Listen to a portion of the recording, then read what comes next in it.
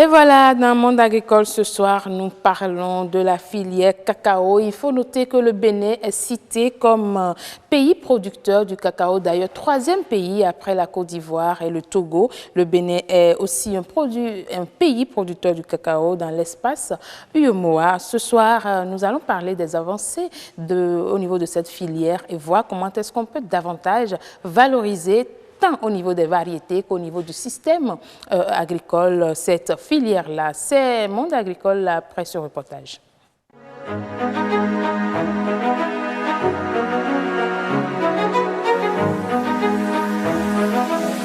Jurel Production.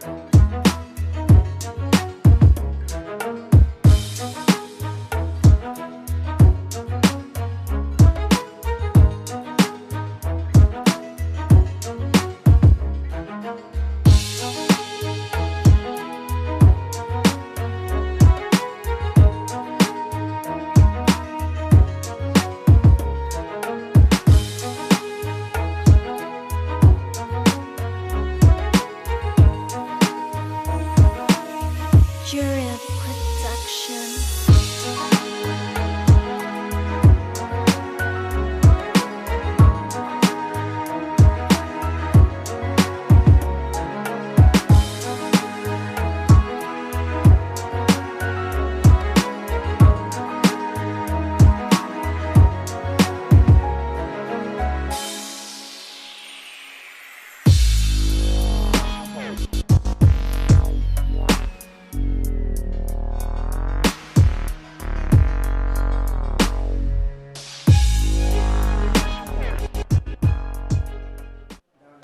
Et voilà, c'était plutôt des compiles d'images qui nous précisent ou bien qui nous montrent plus clairement ce que c'est que le cacao et les différentes formations et transformations du moins qu'on peut en faire. Et je retrouve sur ce plateau notre invité Kouyoné Daouda. Bonsoir. Oui, bonsoir madame. Comment allez-vous? Je vais très bien chez vous. Je vais très bien aussi et je rappelle que vous êtes producteur de cacao au Bénin et ingénieur agronome au passage.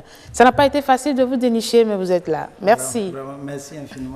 Alors, nous allons parler de la filière cacao et déjà, je veux savoir au Bénin, quel est l'état des lieux qu'on peut faire par rapport à cette filière. D'abord, je dois faire remarquer que le cacao, c'est un produit de rang. Ouais. Après la Côte d'Ivoire, qui est la première sur le plan mondial, Ouais. nous avons le Ghana, Oui. nous avons le Nigeria. Sur Et le plan après, mondial. Sur le plan Ok. mondial, et vient le Bénin. D'accord.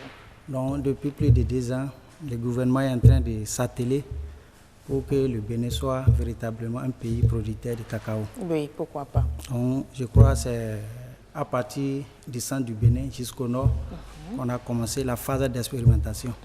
Donc, pour le moment, le Bénin n'a pas encore commencé par exporter le cacao, mais d'ici à là, nous allons commencer par le l'exploitation, par le faire. D'accord. Vous avez commencé par développer un aspect qui m'a beaucoup intéressé, sûrement les téléspectateurs aussi. La production du cacao. Vous avez parlé du centre et du nord. Oui. C'est précisément dans quelle région? Je dois... Dans quelle localité, je oui, vais je dire. comprends. Je dois vous dire déjà qu'à partir de Dassa, surtout, vous savez, c'est un produit qui aime la forêt. Ce n'est pas comme les autres produits. C'est les endroits où il y a la forêt qu'on arrive à produire du cacao. Donc, à partir de Dassa, passant par Banté, Basila, jusqu'à l'Oufin nord. D'accord. On peut retrouver le cacao. Le cacao, et au Bénin, la production du cacao est assez développée. Nous sommes à quel taux, je vais dire, aujourd'hui par an? En matière de pourcentage au Bénin, on peut dire que le pourcentage doit osciller autour de 5 à 10% pour le moment. Ok, d'accord. Et vous nous avez parlé tout à l'heure des zones, mais est-ce que, comment dirait-on, c'est une culture saisonnière? Comment ça se passe au niveau du cacao? En fait, je dirais que c'est une culture saisonnière, comme le cajou. Donc, par exemple, maintenant, lorsqu'on prend le cas de la Côte d'Ivoire et le Ghana, Le gouvernement a lancé dans le mois de janvier passé l'exportation des noix de cacao. Oui.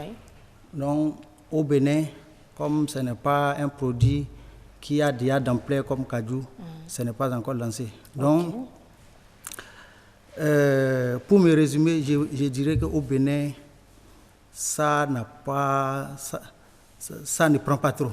Ça ne prend pas Ça encore ne prend trop. pas Et c'est trop. dû à quoi? C'est dû au fait que les gouvernants passés n'ont pas valorisé la filière. Ok. Parce qu'à part l'or blanc, je veux dire le coton, c'est le cacao qui suit directement le coton. D'accord. Mais il y a eu des améliorations. Il y a beaucoup d'actions dans ce sens. Oui, il y a des améliorations significatives. Dans la mesure où, depuis l'année dernière, le gouvernement est en train de s'atteler pour sélectionner des zones. Sélectionner des zones dans lesquelles on peut produire le cacao pour que d'ici 2, 3, 4 ans, voire 5 ans, que le pays soit véritablement un pays producteur de cacao. Alors, en matière de cacao, il y a plusieurs variétés, c'est bien cela. Est-ce que vous pouvez nous dire un peu sur les variétés qui sont produites au Bénin? Pour le moment, vous savez, le cacao, il y a en matière de cacao, effectivement, nous avons cacao, et c'est dans ce cacao-là qu'on tire le café. Et au niveau du café également, nous avons différents types de café. Nous avons Robusta, nous avons...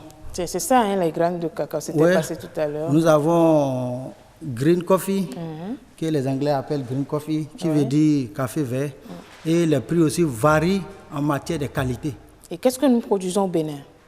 C'est Robusta. Robusta, d'accord. Et ça nous permet d'avoir un meilleur rendement? Oui, ça nous permet d'avoir un grand rendement. D'accord, ok. Mais est-ce qu'on peut est-ce que le Bénin peut vraiment se positionner comme premier pays de cacao? Qu'est-ce qu'on doit faire pour arriver à ce niveau-là? Oui, le pays peut se positionner comme premier producteur de cacao, mais il nous faut beaucoup de temps et d'accompagnement. L'accompagnement est dû au fait... Le temps, c'est par rapport à quoi d'abord, avant de venir à l'accompagnement? Le temps, c'est pour la production ou bien c'est pour quoi? Le temps, non seulement pour la production, mais c'est pour la sensibilisation. On doit sensibiliser la population à la base. Pour dire, au Bénin, ici, maintenant, à part coton, cajou comme produit de rente, nous avons encore palmier. Alors que nous devons diversifier plutôt les produits de rente. Donc, le Bénin, notre sol peut produire aussi du cacao. Pourquoi nous sommes encore en retard? Parce qu'il nous faut une grande sensibilisation. Et la sensibilisation plutôt doit se faire à la base. Donc on doit sensibiliser nos populations à la base pour leur dire, en matière de après cajou plutôt, vous pouvez produire aussi du cacao. Mais tout à l'heure, vous avez parlé des régions du centre et du nord. Est-ce que les sols du sud ne sont pas favorables à la production du cacao? Mais pas trop.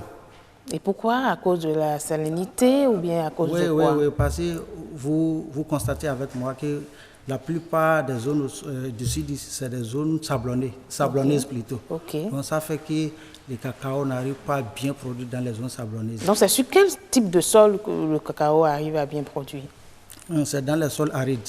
Ok, d'accord, je le vois. Alors, dites-nous maintenant, comment faire alors pour améliorer le rendement? Tout à l'heure, vous avez commencé par énumérer l'accompagnement, vous avez parlé du temps. Venons-en à l'accompagnement. Comment faire aujourd'hui pour améliorer justement cette production? Au niveau des mesures d'accompagnement, vous savez, en Côte d'Ivoire, aujourd'hui, le gouvernement accompagne les paysans. D'abord, en leur fournissant les produits en bonne date, les semences, et les engrais. Justement, c'est des graines? Oui, c'est des graines. Donc, il faut nous parler un peu de la production du cacao même. Comment ça se passe? Après les images que vous venez de zoomer au niveau de la télé, vous verrez déjà qu'en dehors de la commercialisation, on consomme aussi le cacao. D'accord. C'est comme la production de coton. Vous savez que ce n'est pas tous les grains de coton qu'on envoie à la semence. Donc c'est après traitement que le gouvernement maintenant conserve ce que nous allons semer l'année à venir. Donc c'est pourquoi je dis ici que nous devons, pour m'expliquer bien, nous devons faire une conservation de la bonne graine pour que l'année prochaine, que la graine donne. Donc, c'est-à-dire, c'est les graines de cacao récoltées cette année qu'on doit stocker et bien stocker pour faire d'autres semences. Et vous pensez que rien qu'en faisant ça, on peut développer la filière? Vous savez, je viens d'énumérer aussi certaines mesures d'accompagnement. J'ai dit, après ça, on doit fournir aussi les engrais aux paysans. Après ça, trouver les débouchés, là où après tout, ils vont aller vendre. Par exemple, à l'heure où nous mettons maintenant, en Côte d'Ivoire, le prix faux du cacao est au-delà de $1 600. Et chez nous au Bénin? Ça doit au-delà de 1 000 francs. Oui. Pas plus tard, il y a de cela 3 jours. Ici, on m'a envoyé un contrat pour Green Coffee, le café vert. Et dans le contrat, c'est mentionné que le prix ne doit pas dépasser 1 700. Donc les 1 700 là font déjà environ $1 700.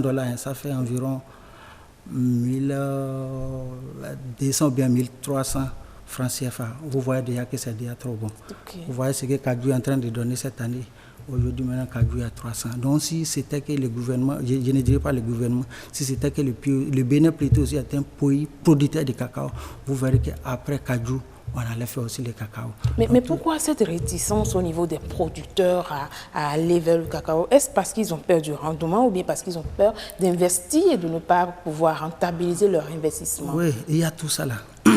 Vous savez, dans les années 1994, nous on était si petits. Avant qu'on ne commence même le Kajou, on a appris qu'à Kajou, là, quand ils avaient amené les grains, là, que la Côte d'Ivoire produit ça et que quand on va produire, les gens vont venir vendre. C'est pourquoi j'ai parlé de la sensibilisation ici au début. Donc si éventuellement les paysans savent que après avoir produit, récolté, fait tout ça là, nous allons vendre ça à des meilleurs prix, pourquoi ne pas se donner à ça? Aujourd'hui, maintenant, le maïs est à combien? Le maïs ne coûte pas cher. Et si on a au moins 1 à 2, voire 3 produits de rente, vous verrez que vraiment la population sera... Alors, vous avez dit au début, en termes de nos discussions, que c'est une culture saisonnière. Et voilà que nous sommes nous sommes déjà même en pleine saison pluvieuse. Est-ce qu'il y a des dispositions pour que les producteurs de cacao, le peu de stock qu'ils ont fait, ils puissent les garder réellement? Oui, justement, c'est le moment du magasinage. Vous finissez la récolte, après la récolte, parce que si au niveau des paysans, il y a d'autres paysans qui disent, bon, le prix là, moi, il va attendre la fin pour vendre encore à un prix plus élevé. Donc, c'est ceux-là qui vont vers les magasins. Donc, ceux qui sont prêts, ceux qui n'ont pas de l'argent, vendent déjà leurs produits. Est-ce qu'on a des usines de grainage du cacao aussi au Bénin? Non, pour le moment, le Bénin. Et ça se fait à la main? À la main, ça se fait. Est-ce que ce n'est pas aussi un facteur qui ralentit le travail? Pas trop un facteur, parce que la quantité, en matière de la quantité, ce n'est pas encore trop au Bénin. Ok, vous comprenez? Donc, le peu que nous avons, la main avec la main, on ne peut pas venir... Alors, Kouyoni Daouda, en tant que producteur de cacao, votre mot ou dernier mot, je vais dire mot de la fin pour conclure cet entretien par rapport à la filière cacao? Non, ça, je dirais tout simplement que je vous remercie pour le fait que vous m'avez envoyé sur le plateau. La seule chose qui nous reste au Bénin, c'est la dynamisation de la filière cacao. En quoi faisant? Très rapidement. Donc, on doit sensibiliser la population à la base. Sensibiliser? Fournir les semences, trouver les débouchés. C'est-à-dire le marché de l'exportation. D'écoulement. Oui. Mais est-ce que nous-mêmes nous consommons le cacao au Bénin? Bon, pas trop. Mais je sais qu'on fait la sauce avec ça. Ah oui, on fait la sauce avec ça. Ah là, il fallait venir avec la sauce de cacao. Ça allait nous intéresser plus. Merci beaucoup d'être passé sur ce plateau. Je vous souhaite une très bonne soirée. Et merci de rester toujours disponible pour BB24. Non, c'est la moindre des choses.